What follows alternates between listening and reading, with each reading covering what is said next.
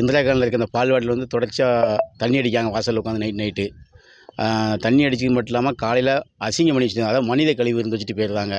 நாங்கள் பஞ்சாயத்தில் அவங்க எங்கிட்ட முறையிடும் போது நாங்கள் ஆள் அனுப்பி க்ளீன் பண்ணி விட்டுருவோம்.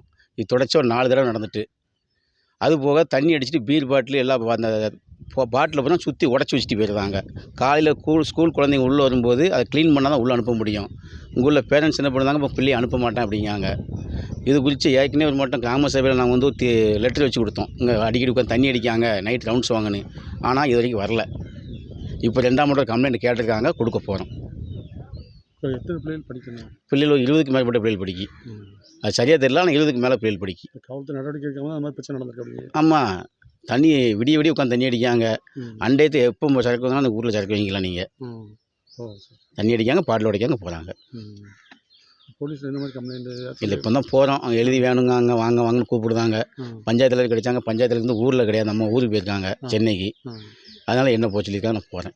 அது வந்து ஒரு டைமிங் கிடையாது, டைமிங்லாம் கிடையாது. 24 ஹவர்ஸ் நீங்கள் குணத்துலேருந்து எப்போனாலும் வாங்கிக்கலாம். பரவாயில்ல, நடந்துக்கிட்டு இருக்குது. நீங்கள் அதை எப்போனாலும் வந்து வாங்கிக்கலாம். நீங்கள் அது அவங்களுக்கு எல்லாத்துக்குமே தெரியும்.